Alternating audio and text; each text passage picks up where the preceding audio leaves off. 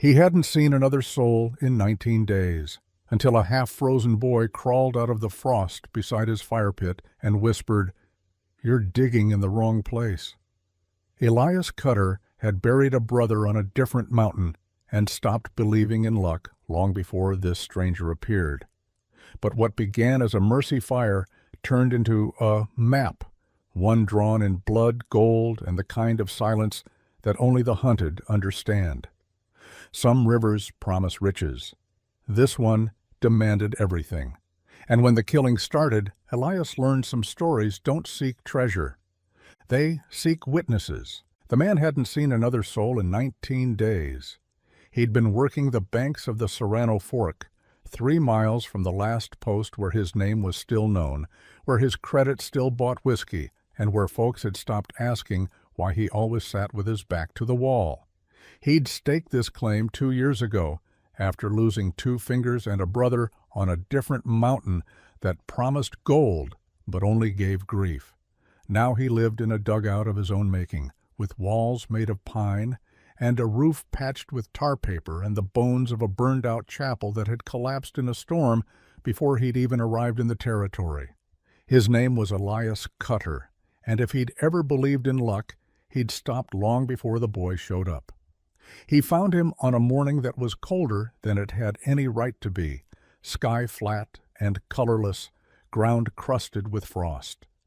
The pan had frozen over in the night, and Elias was on his knees smashing the ice when he spotted the shape curled up against the fire pit, not 10 feet from his gear, bundled in rags and looking more like a sack of thrown-away cloth than a person.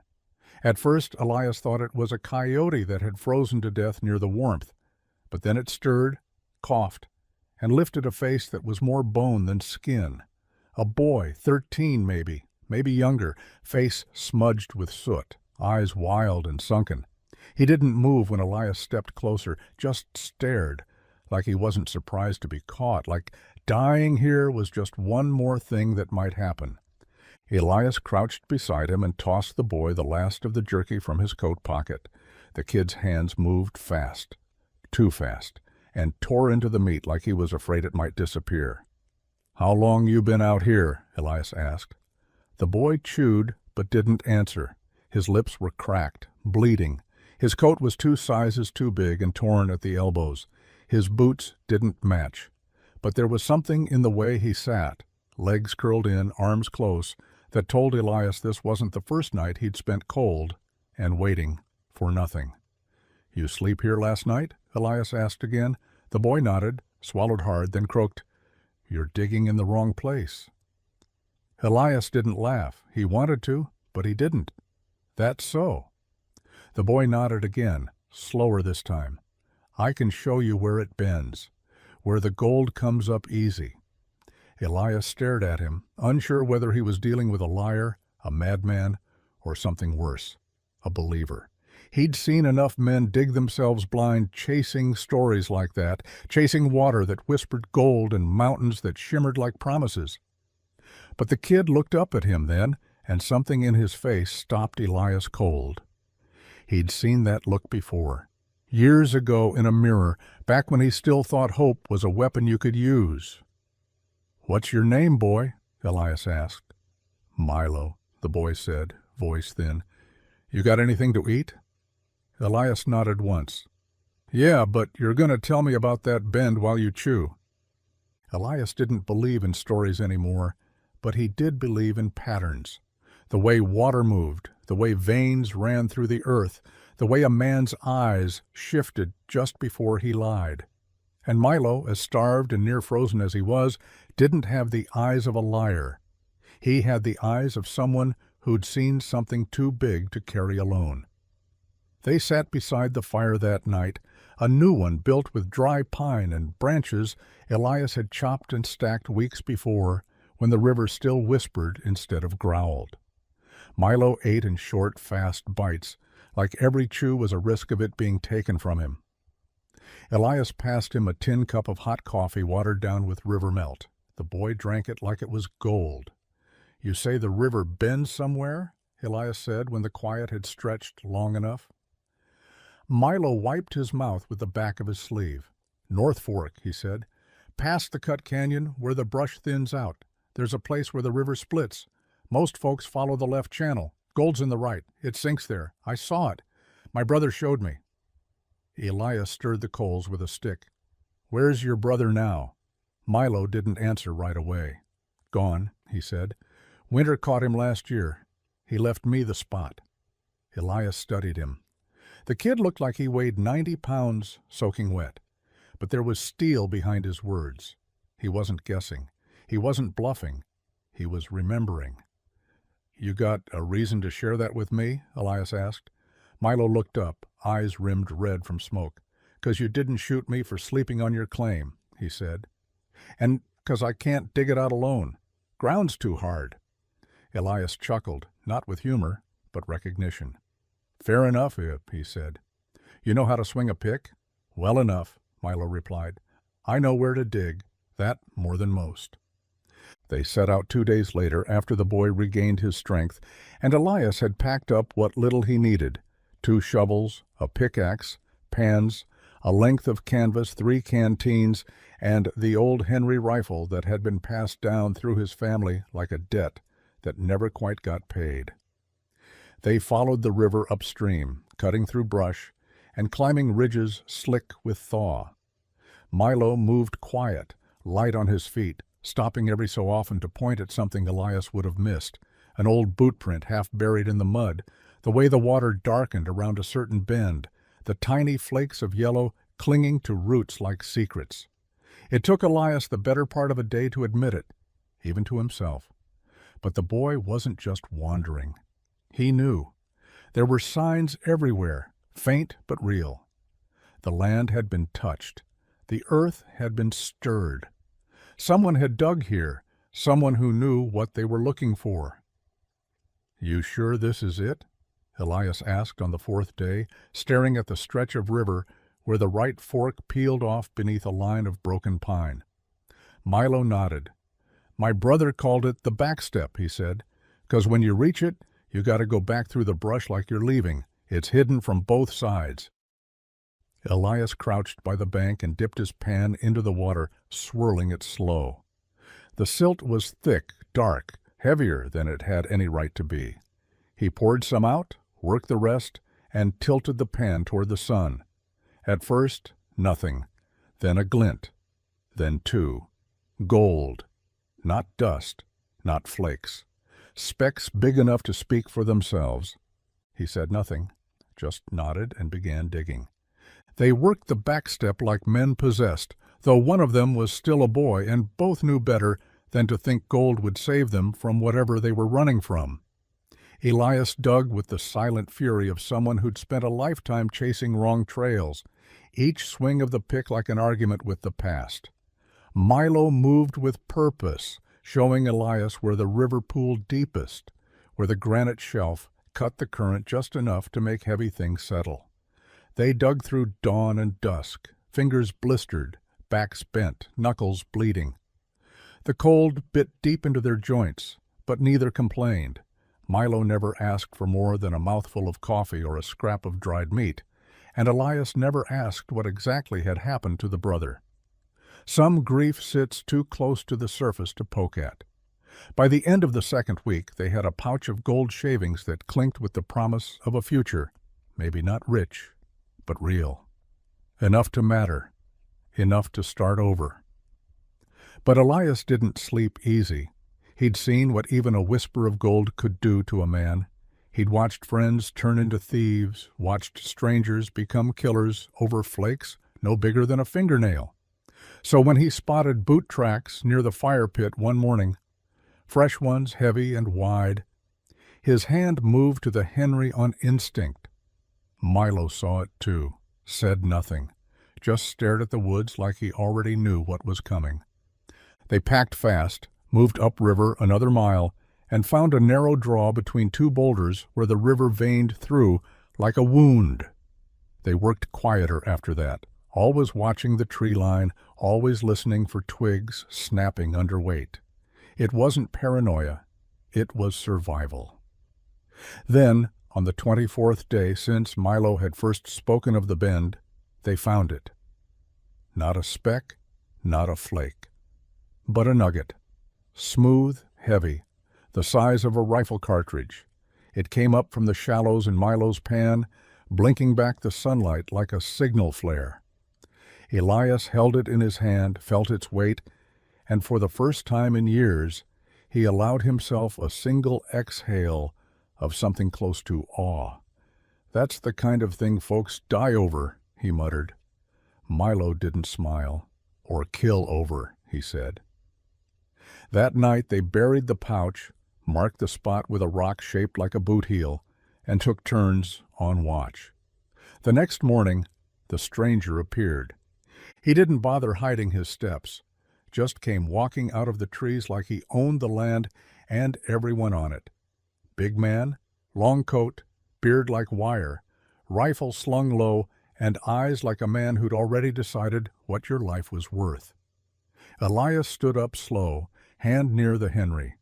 Milo stepped behind him. The man stopped 10 paces away. "You're working my land," he said. Elias didn't answer. The man looked at the boy. "He yours?" "He's his own," Elias replied. "But we ain't on anyone's claim. This land's unmarked."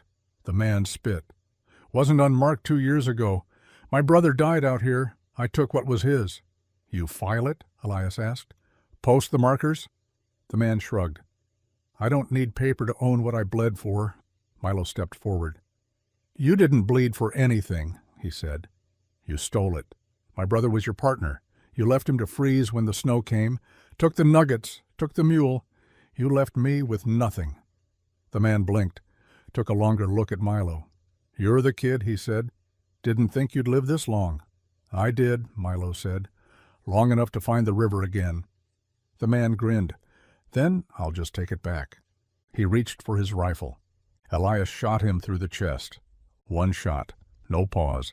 The man fell back into the snow, blood blooming fast around him, steam rising as the heat left his body. Elias didn't speak, didn't move.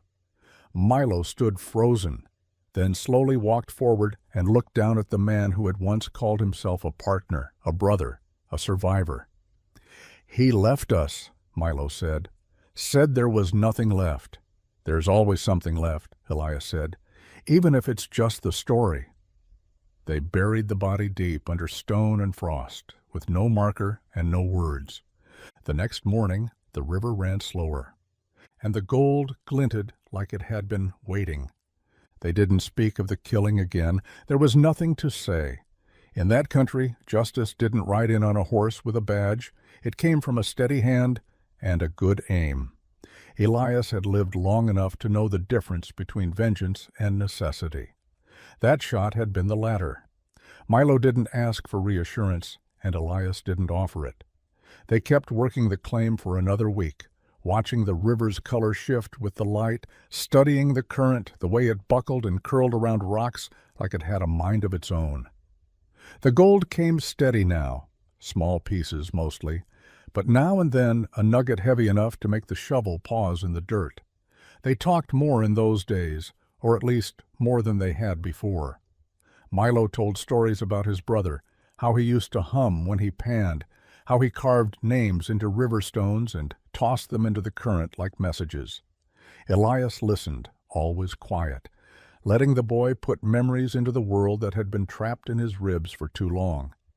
In return, Elias told him about a woman he'd once loved and left, not out of cruelty, but because he hadn't known what to do with something that didn't need fixing.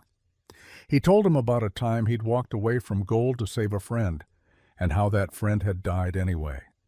They were stories that hung in the air like smoke, not thick enough to choke on, but too heavy to ignore. By the end of the month, the snow was gone. The frost pulled back from the ground like an old curtain, and their satchel of gold was full enough to change lives. Elias figured they had enough to walk into town, buy land, maybe start a small outfit if they were careful.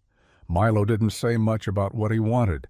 He still slept light, flinched at sudden sounds, kept his boots on even when the fire was low and the night was warm, but his hands had steadied, his eyes had cleared.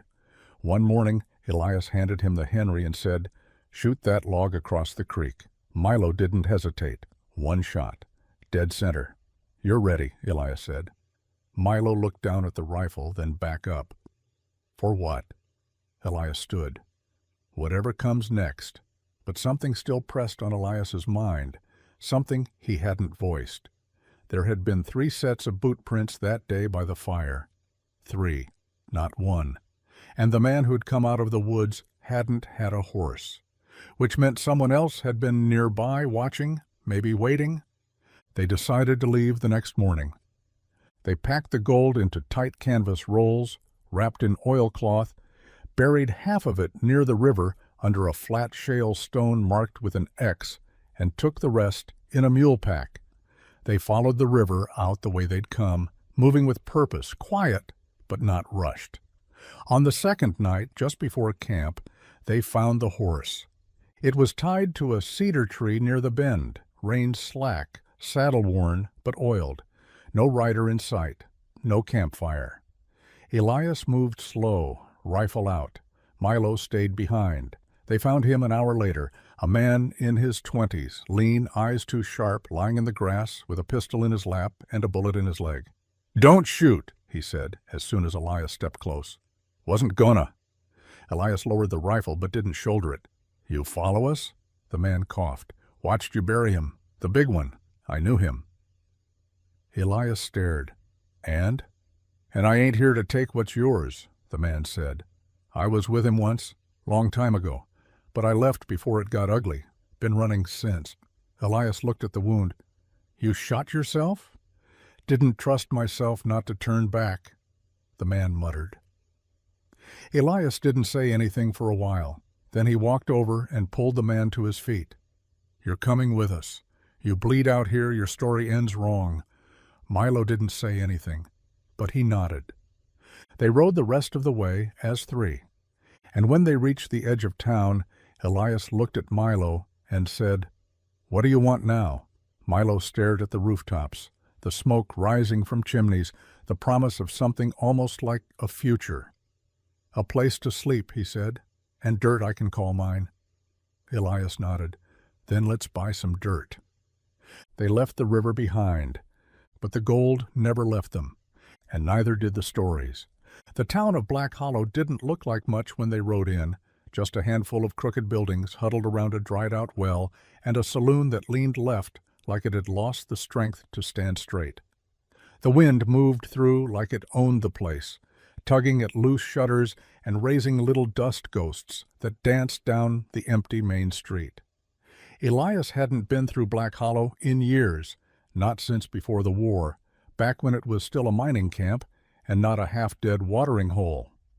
Milo sat tall in the saddle, his eyes tracking everything, from the man asleep on the porch of the general store to the 2 boys throwing stones at a rusted stove near the livery. They didn't speak as they rode in. Didn't need to. The gold in their pack changed everything now. It wasn't just about surviving anymore. It was about what came next, and what they'd have to guard it from. Elias led them to the far edge of town, to an old barn behind a church with no roof, and there they stabled the mule, watered the horses, and sat in the shade drinking tepid canteen water that tasted like it had been strained through old rope. "We don't talk about the river," Elias said finally. Milo nodded. "Not even to him?" he asked, nodding toward the man with the gunshot wound, who was now fast asleep in the straw, a clean bandage around his thigh, courtesy of Elias's field stitching. "Especially not to him," Elias replied, "until we know if he's worth keeping around." They waited 2 days. The wounded man, who finally gave his name as Rigg, didn't say much. He helped muck the stall, limped out for feed, and kept his eyes low. He hadn't asked where they'd found the gold, and Elias respected that. Still didn't trust him, not fully, but he respected him. On the 3rd morning they sat around a cook fire behind the barn, eating stale bread and beans. Rigg said, "I didn't come for your gold. That man, Craner, he wasn't just a thief. He was worse. He left men behind on purpose. Watched 'em die, for money, for time. I stayed with him too long and left too late. I ain't proud of that, but I didn't pull the trigger. Just walked away. Didn't think it'd chase me this far." Elias looked at him a long time, then passed him the last strip of bacon from the pan. "You walked away," Elias said. "That counts for something." Milo didn't speak. He just stared into the fire like he was trying to burn something out of memory. The boy had changed, grown harder, not cruel, but focused. He didn't flinch now when men looked him in the eye. He carried his own weight. And at night he cleaned his own rifle in silence, the same way Elias did, as if ritual was the only thing that kept the ghosts at bay. They didn't plan to stay in Black Hollow long, just long enough to trade for supplies, maybe find a deed worth signing, something remote, defensible, a place where a man or a boy could own land without having to shoot 3 people a week to keep it. But word traveled fast. Gold had a smell to it, and no matter how careful they were, someone always caught the scent. It started small. A drunk in the saloon said he saw Elias buying tools with a silver coin he shouldn't have. Then a banker from Tully Ridge came sniffing around, asking if the boy was for sale, said he needed help on a claim. Didn't care where the kid came from. Then one night, someone tried to break into the barn. Rigg caught them, young, desperate, knife in hand. Didn't kill him, just knocked him cold and dragged him out into the dirt. The next morning, Elias made the decision. "We're leaving tonight," he said. "We've got what we need. Let's go somewhere they don't know our faces." Milo didn't argue. Rigg just nodded. They packed before sundown, loaded the mule, filled every canteen, and rode out before the town clock struck 7. They headed west, toward a stretch of wilderness no one talked about, toward land no one owned yet. They rode into the canyons west of Black Hollow, with the sun falling behind them like it couldn't stand to watch. The land out there didn't have a name, not on any map Elias had seen, and maybe that was the point. It was rough country, with stone walls that rose up like jagged teeth, and trails so narrow you had to ride single file, careful not to lean too far in the saddle. Milo led most of the way. He'd memorized the river's shape, its branches, its secrets, and though they weren't headed back to the goal just yet, he rode like someone who understood what made land worth trusting. Rigg took up the rear, still favoring his leg, but quieter now, steadier. He asked fewer questions and started carrying his weight, like he meant to keep it. They camped in dry ravines and empty arroyos. All was near water when they could find it, though Elias made sure they left no ash behind. No tracks, if they could help it. They spoke little, not out of tension, but understanding. What they carried between them, the knowledge of the river, the gold, the man they'd buried in the cold dirt, all of it was bigger than talk. It lived under their skin now. On the 4th day they came across a burned-out cabin perched on a ridge. The roof was gone, the door hanging like a tongue from a broken jaw, but the stone chimney stood tall, black with soot and time. Milo dismounted first, rifle in hand. He moved through the ruin like a shadow, clearing each room even though there were no walls left to hold ghosts. "Place has been dead 10 years, he said. Elias nodded. "And still smells like smoke." Rigg found a trapdoor under a pile of fallen timbers. Beneath it, a root cellar half full of spoiled jars, and at the very back, a single box nailed shut and wrapped in canvas. Elias pried it open with the back end of his hatchet. Inside were old surveyor's notes, a rusted compass, and 3 coins stamped with the year 1851. "Someone tried to start something here," Rigg said. "Looks like the land finished it."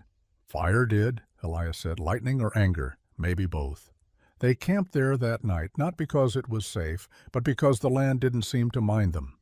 Milo asked Elias about the war as they sat by the fire. "You fight?" he said. Elias nodded slowly. "Twice. Blue the first time, gray the second. Depends on which border I was near." "Why both?" "'Cause I believed the wrong thing, then the right thing, then didn't believe in anything at all." Milo sat with that a while, then asked, "You ever kill someone who didn't deserve it?" Elias didn't look away. "Every man thinks he deserves to live, Milo, doesn't mean he's right." The fire popped. No one spoke for a long time. By the seventh day they found it, a basin tucked between two cliff walls, half shaded by cottonwoods, with a stream that ran clear and cold straight down the center. No footprints, no fences, just sky and silence and the kind of land that made a man feel like maybe, just maybe, he could belong somewhere. Elias dismounted and crouched at the water's edge, pulled a handful of silt, and watched it sift through his fingers. "This is it," he said. "This is the place." Milo looked around, nodded once. "Good dirt. Plenty of stone." "We'll build here," Elias said. "A cabin, a shed, maybe more." "A claim?" Rigg asked. Elias looked at him. "No, no paper, no sign, just ours." And that was that. They set to work the next morning. 3 sets of hands building something that might one day outlive them. But nothing in the West stays quiet for long. They worked like men who had no past and no future, only the day in front of them and the dirt under their boots. Elias cut trees, felled them with precision born from repetition, not youth. Rigg shaped the lumber, stacking rough-cut logs into the beginnings of walls. Milo dug. He dug like it was the only thing that ever made sense, trenching for the latrine, for the foundation, for the root cellar they'd fill with whatever the land gave them when it was ready. Their cabin rose slow but honest, without blueprints or wasted nails, built with calloused hands, and the kind of shared silence that can only grow between men who've bled near each other. By the second week they had a roof, rough and patched with old canvas, but it kept out rain. By the third they had a fire inside. Not a campfire, a hearth. It changed the way the night felt. The cold still bit deep when the wind came down the ridge, but the flames crackled inside now, and they were no longer just visitors to the wilderness. They were staying. Elias noticed the change in Milo first. The boy stood straighter now, didn't flinch when wolves howled in the dark. He carved figures into soft pine during the evenings, animals mostly, once a horse, once what looked like a hawk. He didn't smile much, but his eyes no longer carried the weight of hunger or fear. He was becoming someone new, and Elias was careful not to point it out. Some things you don't name. You just protect them long enough to become real. Rigg began drawing maps, careful ones, not of the land they'd already claimed, but of the river they'd left behind. He had a mind for detail, remembered every bend, every stone shelf, every shallow where the gold dust had thickened. "If we go back," he said one night, "we can build sluices this time. Work smarter, not harder." Elias nodded. He didn't say what they were all thinking. Someone else would find the backstep eventually. That kind of river didn't stay hidden forever. The real gold now was here, in the silence between trees, in the walls they'd raised, in the firelight on their faces. They began to draw attention sooner than expected. The first was a trapper, grizzled, reeking of pelts and pipe smoke. He came through late one morning with a mule heavier than it should have been and a story about a burned cabin up north with 3 dead men inside, shot clean through. "Not your work?" he asked Elias with a squint. "No," Elias said. "We don't shoot unless we're aiming to bury." The trapper nodded like he respected that. He traded them jerky for boiled coffee and left before dusk. But Elias noticed the way he looked at the timber stacked near the shed. "He'll talk," Rigg said after. "They all do." "Then let him," Elias said. "We got nothing to hide, nothing to share either." But after that they started keeping rifles closer at hand. The next visitor came 2 weeks later. 2 men on horseback, lean and sharp-eyed, with coats too clean for the trail. They didn't dismount, just sat their saddles and said they were looking for someone. Boy, maybe 13, dark hair, might be riding with an older man, maybe 2. Milo stood in the doorway, didn't say a word. Elias stepped forward. "Ain't no one like that here," he said. The taller man narrowed his eyes. "You sure?" "I'd remember." The men left without argument, but not without looking back. Milo didn't sleep much that night. They set new traps after that, cleared more trees. built a second cabin in case they needed to separate or hide. Every nail driven felt more like a defense than construction. The fire that had brought them here, the secret of the river, the blood in the dirt, the gold still buried, hadn't left. It just waited. Elias knew it was only a matter of time before the past came looking again. And this time, it might not knock. The wind changed before the men arrived. Elias felt it in his teeth before he saw the first dust trail on the horizon, cold, dry wind from the south, the kind that tasted like something long dead rising up for another go. It howled low through the canyons and carried a silence that didn't belong to nature. Milo noticed it too. He stopped carving, stopped humming at dusk, and began checking the rifles without being asked. Rigg counted the rounds twice a day and moved the gold stash deeper into the forest, past the hollow cedar, burying it beneath a flat stone carved with 3 notches. They didn't talk about what they were preparing for. They didn't need to. The rhythm of it returned like muscle memory, the weight of eyes unseen, the hitch in your gut when you looked past a tree and thought for sure you saw movement. Then came the fire, not theirs, someone else's. Smoke curled up behind the northern ridge late one evening, a dark coiling thread against the pale sky. Elias watched it until the sun vanished, then said 3 words that confirmed everything they'd been waiting to deny. They found us. They didn't run. There was nowhere to run to. This land was theirs now, and some things, once claimed, must be stood for. Elias and Rigg reinforced the cabins, lined the inside walls with split logs to catch bullets, soaked blankets, and hung them by the windows. Milo laid out the rifles and pistols and the scattergun they'd traded for back in Black Hollow. They stacked food, filled the water barrels, checked every lock, every door, every line of sight. Then they waited, and the waiting was the worst of it. The riders came at dawn 3 days later, 4 men, black coats, red bandanas. One carried a Sharp's rifle. One wore a revolver low and loose on his hip, like a gambler with nothing left to lose. They didn't call out, just approached slow, eyes sweeping the trees, boots hanging lazy in the stirrups like they had all the time in the world. Elias stepped out first, rifle in hand, posture straight. "You're not welcome here," he said. The lead man, the one with the gambler's swagger, tipped his hat. "Ain't looking for trouble," he lied. "Just a boy, small, sharp tongue. Stole something from the wrong man." "Ain't no boy here," Elias said. "Just us." "Funny," the man said. "I heard different. Heard he was sitting on something shiny, something his brother found, and he buried. We aim to dig it up." Elias didn't answer. The man smiled. "You've got until sundown to think it over." Then they turned and rode back into the trees like smoke, disappearing in wind. Inside, Milo stood with his jaw clenched. "It's him," he said. "The one who followed us before." Elias nodded. "He doesn't want you," Rigg said. "He wants the gold." "He can't have either," Milo said. That night no one slept. They kept to the shadows, rifles in hand, nerves stretched tight as fence wire. The riders didn't return at sundown. They waited until midnight. The first shot came from the trees, missed wide, but it was a message. We're here and we're done talking. The fight wasn't clean, it wasn't fast, but it was honest. Elias dropped the first man from the corner of the shed with a single round to the chest.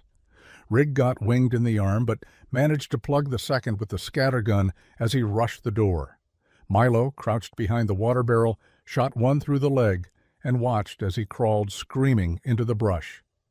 The fourth man, the gambler, disappeared after the first hour, but not before lighting the pine stack on fire, trying to burn them out. The fire caught, but Elias had soaked everything, and they smothered it with wet blankets and sweat and desperation. By dawn, it was over. 2 dead, 1 gone, 1 tied up and bleeding by the cold ash pile. Elias stood over him, rifle in hand, eyes hard. "You done?" The man spat blood. "He'll keep coming," he hissed. "You can bury us, but the map's already been sold." "What map?" Rigg asked. The man smiled through broken teeth. The kid's brother wasn't quiet. Before he died, he drew it, shared it. Words out. Elias didn't flinch. "Then we bury the gold deeper." And they did. They spent the next week moving the stash. Not just hiding it, but erasing it. Digging new river paths, shifting stones, rebuilding what they'd torn open. Milo carved false markers into trees in the wrong directions. Rigg burned the map they'd drawn weeks ago. Elias broke the compass and scattered the pieces across 3 hills. When it was done, they rode back to town, back to Black Hollow, with nothing in their saddlebags but dust and truth. They bought a plot of land, registered under Rigg's name, built a fence, raised a roof, planted a flag with no color, and when people came asking, because they always did, they said, "We're just ranchers now. Ain't no gold in these parts." But sometimes at night Milo would sit by the fire with a journal in his lap, carving new words into old paper and say, "It's still there, waiting." And Elias would nod, eyes on the dark tree line, and say, "So are we." The seasons changed slow out there. Summer came like a long-held breath and left everything dry and humming with heat. The grass browned, the trees thinned, and the river, though distant, still whispered beneath the surface, as if the gold below it hadn't quite given up the idea of being found. But Elias, Milo, and Rigg didn't return to it, not once. They let it sleep beneath the stones and moved on with the kind of purpose that didn't need gold to feel real. Their land just north of Black Hollow became something steady. Elias built a corral and brought in 2 mares. Rigg built a smokehouse and made jerky out of anything that wandered too close to the fence. Milo kept track of every supply, every shot fired, every hand extended or denied. He watched the sky like a man who'd lost something in it once and didn't trust it not to take again. They kept to themselves mostly, but helped when asked. Fixed a wagon wheel for a preacher whose sermons were more dust than gospel, chased off coyotes from the widow Harlow's goats, patched up a boy who broke his arm falling out of a tree his father had warned him about twice. They became part of the dirt, and that was fine with them. The gold never left their thoughts, but it didn't drive them anymore. It waited like an old debt, like a name scratched in stone that no one had spoken aloud for a while. Then, one morning, a rider came up from the south, younger than Elias, but not by much, with a clean coat and cleaner hands. He had a letter in his pocket and a question on his tongue. Was it true that a boy named Milo once rode with Elias Cutter and a man called Rigg? Elias didn't answer at first, just took the letter, read it, and passed it to Milo without a word. Milo read it 3 times, lips barely moving. The name at the bottom wasn't familiar, but the message was. Someone had been asking around in Elmsworth, a place 100 miles away, and 3 years forgotten. Someone had heard about a river that split in 2, about the backstep, about gold that came up easy. The letter didn't threaten, it invited. A Mr. Kessler claimed he had part of a map and was willing to share if the other half could be found. Elias didn't ask how the letter found them. That kind of thing didn't surprise him anymore. Milo folded it once, then tucked it into the fire without ceremony. "No," he said. That was all. They watched the ashes rise, curling like smoke from an old wound, and didn't speak of it again for weeks. But the letter changed something. The air got tighter. The wind didn't sound the same when it passed through the cottonwoods. Rigg started sleeping with his rifle within arm's reach. Elias started double-checking the locks. Milo walked the fence line each night with his coat buttoned high and his thoughts wound tighter. Then a trigger. The world didn't let you bury things for good. Not out here. Not when men could smell gold in your wake. Not when the wrong people knew the right kind of lies. So they made a plan, not to run, to finish it. The plan wasn't written down. It didn't need to be. It passed between them in nods, in the silence between breaths, in the way Elias laid out the Henry rifle across the kitchen table and cleaned it like a man expecting visitors. Rigg pulled out the maps he said he'd burned but hadn't, unfolded them slow, and began marking the changes the river might have made since they'd last seen it. Milo sharpened every blade in the shed and packed the canvas bags tight with jerky, cartridges, and water flasks. There was no need to say the gold wouldn't be there forever, because they all knew it. Not just because rivers move and change, but because men don't forget the scent of something valuable. And now, with the letter in ashes, and Kessler's name sitting like a splinter in the back of Milo's skull, they understood the choice in front of them.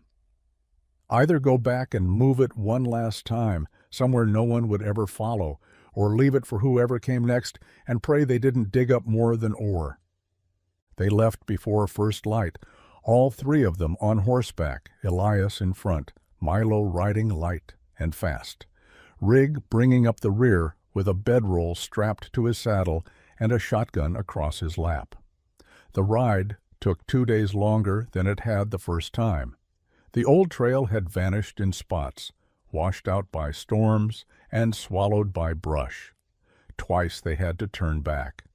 Once they crossed a dry creek that hadn't been dry before, and once they followed a coyote thinking it was a safe route, only to find themselves at the edge of a landslide. But the river was still there, eventually. Wilder now, braided and swollen from late spring melt, louder in voice, meaner in current. The bend where the backstep forked off was almost gone, overgrown with willows and twisted trees that looked like they'd been planted by ghosts. But Elias recognized it. Milo felt it. Rigg said, "Same as I remember," and spat into the dirt. They set up camp on high ground above the bank, where the old digging marks still faintly etched the earth. Milo led them to the buried cache. It took hours of cautious digging and more sweat than they'd expected, but the stone was still there, still marked, still heavy. When they lifted it, the gold was waiting beneath. Dusty canvas bundles, slick with damp, but intact. Elias counted each one without a word, then split them into thirds, then thirds again. "We take what we need," he said. "The rest goes farther." "Farther where?" Rigg asked. Elias looked upriver. "Somewhere no map reaches." They moved it under cover of dark upstream through the brush, fording twice, leaving no tracks. The second hiding place was deeper, colder, beneath an overhang guarded by thorns and silence. They didn't speak while they worked. The gold felt heavier now, not just in weight, but in meaning. When it was done, they burned the old spot, not with fire, but with erosion, undercutting the riverbank so the earth would collapse and hide any sign a man had ever scratched the surface. They didn't return to the ranch right away. They waited 3 days, watched the tree line, set traps and snares, listened for hoofbeats. Then, on the morning of the 4th day, Milo spotted smoke across the ridgeline, thin, controlled, the kind that comes from a man boiling coffee or cooking beans, not lightning. Rigg and Elias circled wide, found the camp an hour later. One man, alone, clean boots, tin pot, wide hat, rifle by his side. He saw them before they stepped from the brush and smiled like he'd been expecting company. "Didn't think I'd get a reply," he said, "but I appreciate the courtesy." "Kessler," Elias said. The man tipped his hat. "You've got me. And your Cutter. Saw your name once in a saloon ledger down near Dry Mule. Didn't forget it." "You sent the letter?" "Guilty," Kessler said. "I'm a finder. I find things people don't want found." "Why?" Milo asked, stepping out behind the trees. Kessler looked at him and his smile thinned. "Because things left buried tend to poison the ground. Gold most of all." "You alone?" Rigg asked. "Today," Kessler said. "Tomorrow?" "Depends." "What do you want?" Elias asked. Kessler shrugged. "A piece, a small one? Enough to make the trip worth it. Or if I can't have that, I want to know it's not going to show up in someone else's hands and start a war." Elias stepped forward, slow. "You know what's buried." "I know enough," Kessler said, "but I don't need to touch it, not if I believe it's going to stay quiet." "And if you don't?" Milo asked. Kessler didn't smile this time. "Then I'll keep digging, keep asking, keep sending letters." They stood there for a long time, 4 men on the edge of trust and history, the sun high and merciless overhead. Then Elias said, "You get 1 satchel, that's it. You take it and you vanish. You speak of this again, and I'll bury you beside the man who came before you." Kessler didn't flinch. "Deal." They made the exchange in silence. 1 satchel, tied tight, enough to buy quiet. Kessler rode off that night, not east, not west, but into the hills, where messages disappear and men become stories. The 3 left behind didn't celebrate. They didn't talk of what came next. They simply rode back to their land and went to work, because some gold is meant to shine, and some is meant to stay buried. The hills were quiet when they returned, quieter than they had been in weeks, as if the land itself was taking a breath now that the river's secret was sealed again. Milo didn't speak much on the ride back, his eyes locked somewhere beyond the trail, beyond the trees, watching a place that wasn't there anymore. Elias let him have his silence. He knew what it was to carry the weight of decisions, of things done and not done. Rigg hummed sometimes when they stopped to rest, off-key, tuneless, but it kept the tension from hardening too much in the air. When the fence line came into view and the cabin's roof glinted in the sun, Elias felt something shift in his chest. Relief, maybe, or the realization that for now, at least, they had outrun the worst of it. The gold was buried deeper than any man with a map could reach, and Kessler had been satisfied, for now. But peace in the West was never free. It cost time, vigilance, and the readiness to bleed again, even when your hands were tired of holding weapons. They got back to work. The cattle had drifted south in their absence, and it took 2 days to round them up. Milo rode hard, whistling low and sharp to guide them, moving with a confidence Elias hadn't seen in him before. He was different now, not older by years, but by weight. He rode like someone who understood the cost of trust, the risk of mercy, the power of silence. Rigg dug new irrigation ditches and extended the vegetable patch, muttering to himself about rain and bad soil, but smiling when he thought no one was looking. Elias repaired the front porch, replaced warped boards, and added a new beam over the door with 3 initials carved into it. Not names, just letters, for the ones who knew. At night they played cards, passed a bottle, and told stories they knew weren't true, because sometimes lies were easier than memory. But the silence between them held everything that needed to be said. Weeks passed, then months. Winter crept in around the edges, frosting the windows and turning the river sluggish and silent. They trapped game, stacked firewood, and survived. The gold stayed buried. The journal stayed locked. Milo began writing again, not about the river, but about the land, the animals, the changing of the light on the hills. "I want to remember the good parts," he said once. Elias nodded. "That's the trick," he replied. "Remember the good without forgetting the cost." Rigg built a second smokehouse, started whittling again. Said he might ride north come spring, maybe find someone to sell pelts to. "You'll come back?" Elias asked. "Maybe," Rigg said. "Maybe not, but I'll remember." They shook hands like brothers. Milo hugged him like family. Spring brought new growth, and with it, new riders. Drifters mostly. None of them asked about gold. They saw a working ranch, a boy with a rifle, and a man with eyes like stone, and they kept moving. One stayed for a week, helped fix a broken axle, told them he'd heard stories of a river that ran backwards, where gold rose to the surface on its own. Elias laughed for the first time in weeks. "That river dried up," he said, "and good riddance." Years passed. Milo became a man. Rigg sent letters from time to time, brief, scrawled, but always signed the same way. Still watching the ridge. Milo kept the journal going. One night he asked Elias if he'd ever go back to the back step. Elias looked out the window for a long time before answering. "I already did," he said, "every time I chose not to." And that was the last they spoke of it. The river still ran, but they had turned it to something more than gold. They had turned it into a story only they could carry. When summer came again, it came hard and fast, and the ground cracked beneath their boots like it had been holding something in all winter and finally gave up. The grass burned yellow, the cattle kicked dust, and the air turned thin with heat. Elias spent most days in the barn sharpening blades that didn't need sharpening, lost in thought, waiting for the storm he knew had to come eventually. He wasn't a man who believed in peace, not really, not out here. Peace was just the pause between men showing their worst selves, and the last time the river whispered it hadn't ended in silence.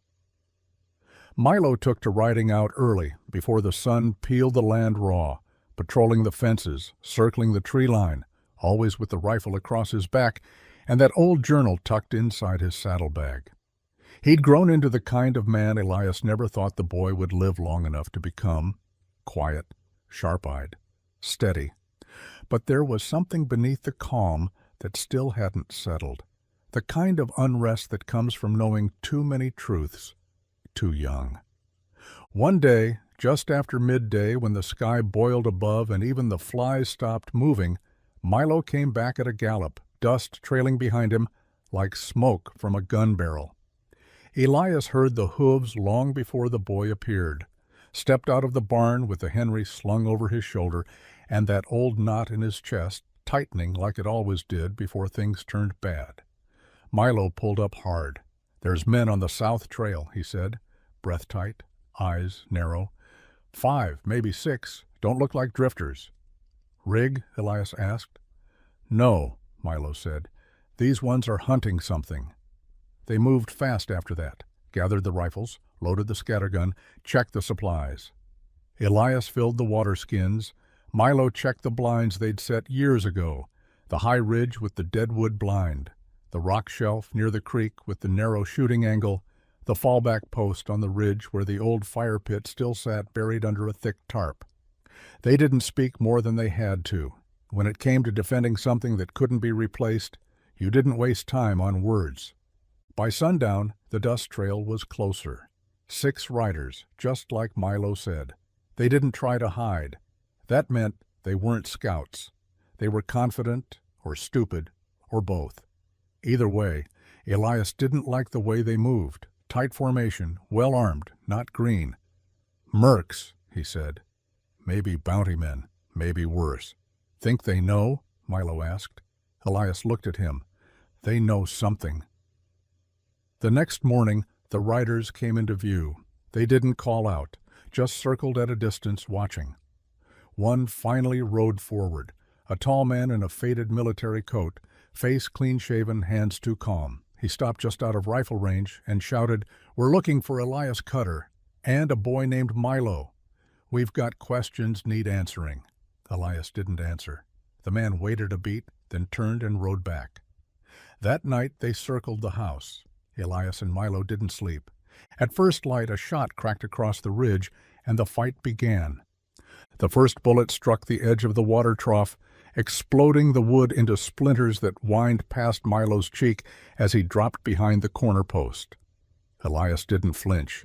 He'd seen too many fights begin like this, sudden and ugly and loud, but he moved fast, rolling into the shed and grabbing the long rifle from the hooks above the workbench. The second shot hit the porch post. The third rang wide, lost in the hills. They weren't aiming to kill yet. They were testing the range, testing the nerves. Milo crawled through the dust to the low woodpile, rifle cradled against his chest. "They're trying to get us to fire first," he shouted, "trying to see where we're set up. Then don't give 'em what they want." Elias growled, crouched low in the barn doorway, eye to the scope. He scanned the tree line. Movement. 2 shapes shifting behind the brush east of the house, low to the ground. Careful. A third moving wide, circling toward the ridge. Smart. Professional. Elias didn't wait. He exhaled slow and squeezed the trigger. The shot echoed like thunder. One of the shapes in the brush pitched forward and didn't get back up. That broke the standoff. The return fire came quick, deliberate. A slug tore through the upper window, shattering glass. Another cracked into the cabin wall near the stove. Rigg's old smokehouse took one straight through the side, and black dust spilled out in a cloud. Elias pulled back into cover. 3 left, Milo shouted from the woodpile. Maybe 4. They'll try the ridge, Elias called back. Be ready. Milo nodded, heart pounding, every muscle alive with the burn of fight or die. He remembered the way Elias had taught him. Watch the edges, feel the timing, trust the first shot. He spotted one, crawling low along the ravine wall, moving slow like a lizard in the sun. Milo waited. The figure rose, too eager. He fired. The man dropped before his rifle clattered against the rocks. 2 left. They went quiet then. Elias hated the quiet. Quiet meant flank. He moved fast, slipped behind the barn, knife drawn, boots silent. He climbed the low rise where the chicken wire had once run, crouched behind a pile of old boards, and waited. One of the remaining shooters came in, cautious, rifle up, scanning. Didn't see Elias until the blade was at his throat. Quick, silent, done. Elias dropped him in the brush and rolled clear. 1 left. Milo scanned the tree line, ears ringing, eyes wide, blood hot. Then a voice called out, close, too close. Kid! Milo turned. The last shooter was behind the outhouse, pistol aimed, teeth bared. Drop it or I'll paint the wall with your skull. Milo froze. The man stepped forward, slow, deliberate. I don't want to kill you, he said. But I will. The river's no secret anymore, boy. That map's already changed hands 3 times. Kessler was just the first. Now you're the only loose end. Give me the journal, and I walk away. Milo's hands didn't move. His fingers were on the rifle trigger. Last chance, the man barked. Then a shot rang out. Not Milo's, from the ridge. The man's head snapped back, and he folded like a bad hand of cards. Elias lowered his rifle slowly. Milo exhaled like he'd been holding his breath for 10 years. They buried the men behind the ridge. No crosses, no names. Just shallow earth and cold stones. That night Milo sat beside the fire, staring at the journal in his hands. It's never going to stop, he said. Elias nodded. Probably not. We can't bury it deep enough. No, Elias said, poking the coals, but we can outlive the story. Milo looked at him. What if we don't want to? Elias shrugged. Then we write a better one. And so they did. The next morning the world was quiet again. But it wasn't peace. It was the kind of quiet that comes after thunder, when everything's still because it's waiting to see if more is coming. Milo sat on the porch sharpening a blade that barely needed sharpening, his hands moving steady while his eyes stayed fixed on the line of trees beyond the creek. Elias had gone back to mending fence posts like nothing had happened, like 6 armed men hadn't come hunting for something buried beneath years of silence and sweat. The graves they dug were still fresh, the earth dark and unsettled behind the ridge. Nothing about their place had changed, not really, but everything inside it had. Milo didn't speak much for a few days. He slept light and walked the fence line more often, journal tucked beneath his arm like it might blow away if he let go. He started writing again, long passages now, not just about the gold or the river, but about the men they'd buried and the way their boots left marks in the soil even after they were gone. Elias didn't ask what he was writing. He didn't need to know. Milo wasn't a boy anymore. He'd earned the right to carry the story however he wanted. Rigg came back a few weeks later, riding in from the north with a fresh scar across his cheek and a new coat he wouldn't explain. He looked tired but glad to be home, whatever home meant out here. They didn't ask him what he'd seen, and he didn't offer it. He just dismounted, watered his horse, and sat down by the fire like he'd only been gone a day. "Heard noise down south," he said. "Words traveling again. Talk of a boy and an old man and a rifle that never misses." Elias snorted. "That rifle misses plenty." "Doesn't matter," Rigg said. "Stories don't care about the truth. They just want blood and a name to pin it to." "Let them talk," Milo said. "We're not hiding." "No," Rigg agreed. "But we are being watched." He pulled a piece of paper from his coat, folded careful. A name was written on it, a name none of them had seen in years. Not Kessler, not Craner. A new name. Or maybe an old one. Someone else was digging now, someone with a longer reach and a deeper map. Elias read it once and burned it in the fire without a word. They spent that summer working harder than any before because they knew what was coming. They'd been through too much not to. They rebuilt the southern fence. They moved the stash again, not the gold, but the pages, the journals, the maps, the records. Milo hid them in a hollow beneath the old elm tree and packed the earth tight, planting wildflowers over the spot so only he'd know where it was. "In case we don't make it," he said. "Someone has to know what happened." Elias nodded. "And if no one ever finds it?" "Then maybe that's better," Milo said. "Maybe the story's safer buried." The heat stretched on. The trees dried out. The well dipped low. And then, just as the first red leaves began to show in the hills, they saw the smoke again. It came up over the ridge slow and deliberate. Not the wild streak of a lightning fire or the black plume of accident, but a thin, constant column, like a finger pointing down at them from the heavens. Elias was the first to see it, standing at the northern fence line, with a coil of wire in one hand and a nail gripped between his teeth. He dropped both without a word and walked back to the cabin where Milo and Rigg were skinning a deer they'd taken just after sunrise. One look at his face and they both stopped cold. "North Ridge," he said. "They've come." This time they didn't prepare defenses. They didn't dig pits or reinforce windows. They'd learned something from the last time. Fortresses don't save you out here. They mark you. This time they packed light. Rifles, ammo, water, enough jerky to last 4 days, and saddled the horses while the shadows still leaned west. They weren't running, and they weren't riding to meet death either. They were going to find out who had dared light a fire this close to their land, to their lives, after so much had already been burned. The ride to the ridge took half the day.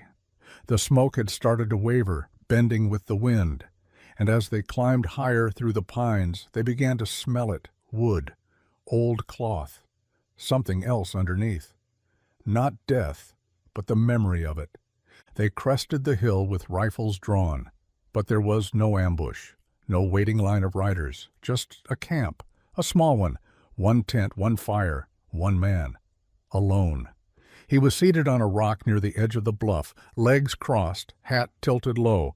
As they approached, he didn't flinch, didn't look up, just held out his hand and dropped something into the dirt beside him. A nugget.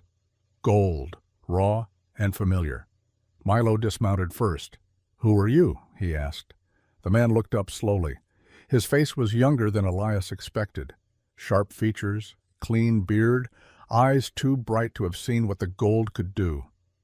"Name's Declan," he said. "I'm not here to fight. I'm here to know." Elias stepped forward. "Know what?"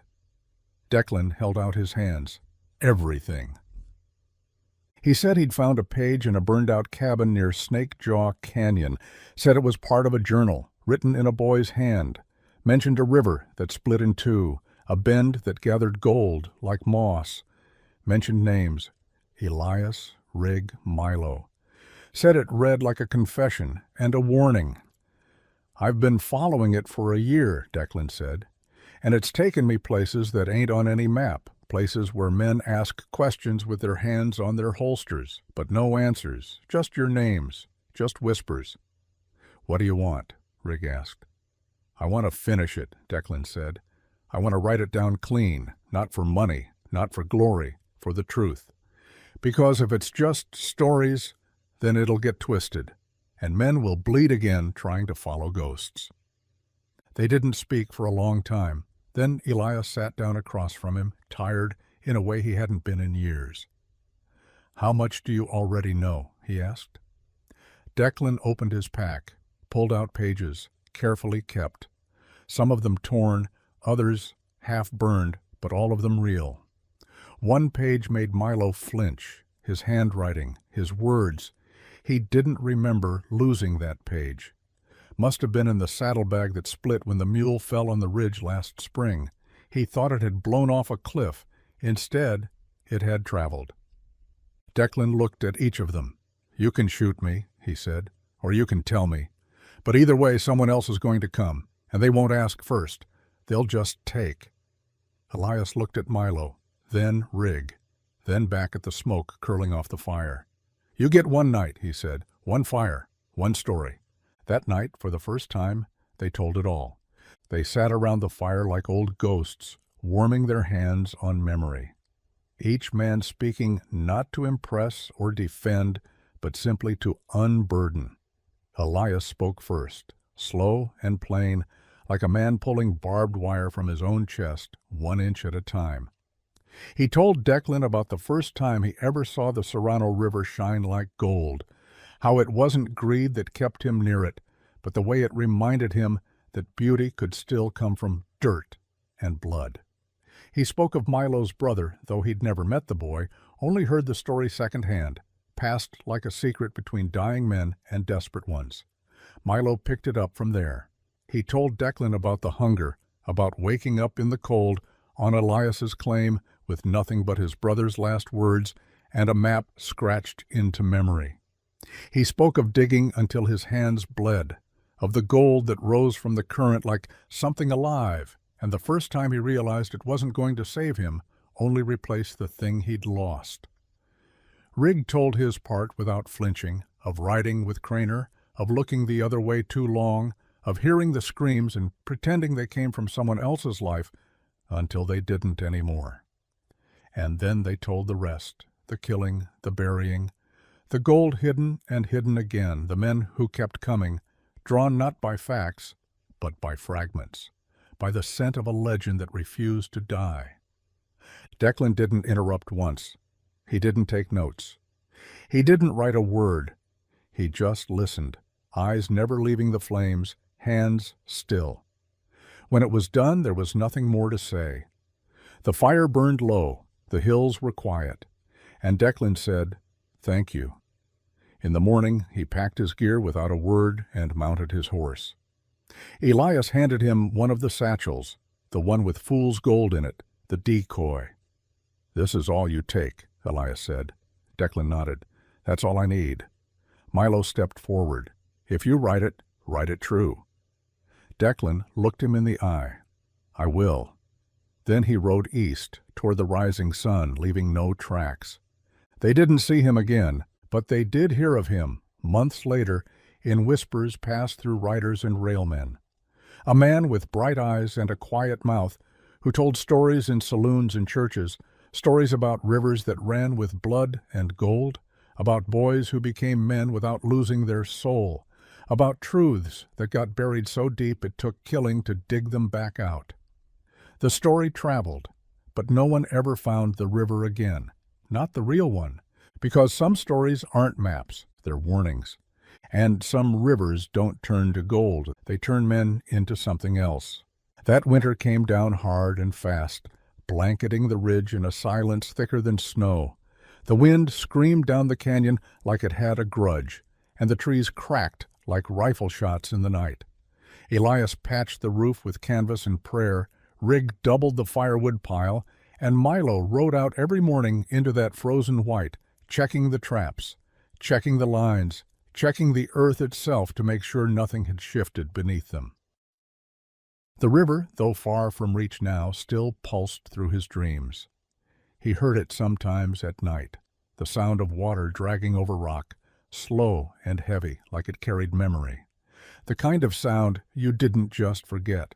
Some nights He would rise and stoke the fire, sit alone with the journal open on his knees, and read through the pages he'd once written when he still thought the truth had edges. Now he knew better. Truth changed, shifted like a river does, carving new paths, burying the old ones.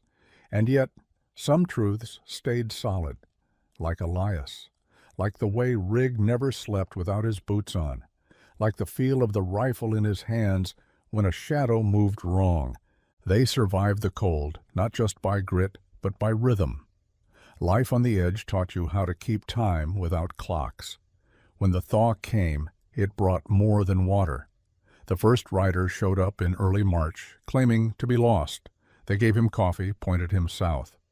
The second came a week later, said he was looking for trade, but his eyes lingered too long on the ridgeline, and Elias walked him to the edge of the fence with a hand resting easy on the Henry. By the time the third came, a woman with a scar across her nose and questions she didn't bother hiding, they knew the quiet was over. Declan's story had made it farther than they'd hoped. It hadn't been loud, but it had been enough. Enough to stir up the ones who hunted legend for sport, or worse, for profit. They held council in the cabin that night, the fire low, a storm grumbling just outside the walls. "We can't outrun it," Rigg said. "Not anymore." "I don't want to," Milo said. "Let them come. Let them see what's left." Elias looked between them, saw the thing they didn't say. This was their land now, and if someone wanted to dig through it, they'd have to go through 3 men who had bled for every inch. "We don't give them the river," Elias said. "We give them a story." And so they did. They built false trails, shallow dig sites, moved rocks to mimic panning signs, left flecks of fool's gold where curious eyes might find it. They carved the ground like a message. Here lies nothing. Here lies everything. Riders came and went, some polite, some violent. A few didn't leave. Word spread. What they'd heard was a lie, a myth, an old tale spun too many times by a drunk with a clever pen. By midsummer, the dust settled. The fire went quiet, and the ridge belonged to them again. Years passed. The land changed. So did the men. Rigg took a woman's hand and built a house 2 ridges over. Milo kept the journal going, but not for himself, for the boy he said he might have one day. Elias grew gray in the beard and slower in the knees, but he never stopped rising with the sun or checking the southern fence. One morning, Milo walked out to the edge of the bluff and found Elias staring off into the canyon, rifle in hand, eyes soft. "You hear it?" Elias asked. Milo listened. "Just wind." "No river," he said. Elias nodded. "Exactly. Somewhere beneath them, beneath years of silence and dirt and story, the gold still slept, untouched, unclaimed, and completely at peace." And so the days rolled on, smooth and uneventful, the kind of days a man doesn't notice until he's old, and wondering where they all went. The land they held became quiet again, but it wasn't the uneasy quiet of secrets waiting to be dug up. It was the kind of quiet that grows out of work done right, and wounds given time to close. Milo took to teaching himself things, how to set bones in a splint, how to brew medicine from pine and root, how to read the stars like maps. He built a small shed next to the main cabin, and inside it he started carving. Wood at first, then stone. Simple figures, a hawk, a river, a face he never named. Elias watched from the porch, sipping black coffee, never interrupting. The kid needed to do something with his hands that didn't involve rifles or digging or waiting. It was good. The world outside kept moving, but it moved around them now, not through them. Occasionally a letter would find its way up the trail, most often from Rigg, who wrote only in short, firm lines, like every word cost him a drop of sweat. "Still watching the hills," one read. Another, "Snow came early, built a second roof. Wife wants chickens." The last letter they got from him simply said, "The boy's coming." And 3 weeks later, a rider showed up. He wasn't a boy, not really, 17, maybe 18, lean and sunburnt, with a look in his eyes that said he'd seen enough to know not to ask stupid questions. He introduced himself as Caleb, said Rigg sent him to learn something useful and not get himself killed chasing card games.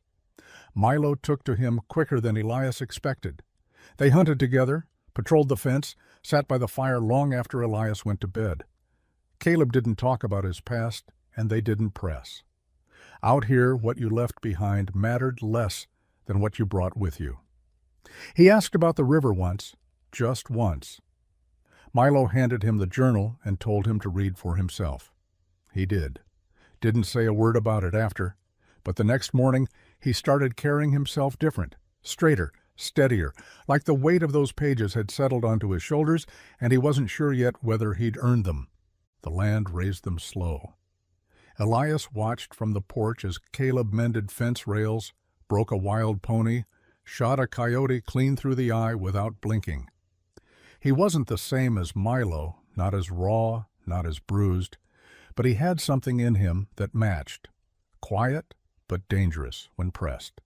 He started writing, too.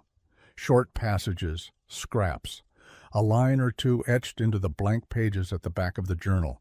Milo never corrected him. Elias never read them. But the journal grew heavier with each new entry, thicker with names, with truths. It had started as a record, then became a warning, then something else entirely, a monument maybe, or a memory trying not to fade. One night, under a sky so clear it looked like someone had scrubbed it with whiskey, Elias sat with the two of them by the fire and said, "One day someone's going to come asking again, and I might not be here to answer." Neither Milo nor Caleb looked away. They didn't need to promise anything. Elias already knew. That's what he'd built out here, not just a cabin or a life, but a lineage. Not by blood, by choice. And that kind of legacy didn't need paper. The next morning, Elias saddled his horse and rode east. He didn't say where he was going, just said it was time to see something different for a while. Milo watched him disappear into the trees without speaking. Caleb asked, "Think he's coming back?" Milo looked at the trail for a long time before saying, "He'll come back if he wants to." They didn't wait. They had work to do, land to keep, words to write. The river remained buried, but the truth did not. And the story carried on.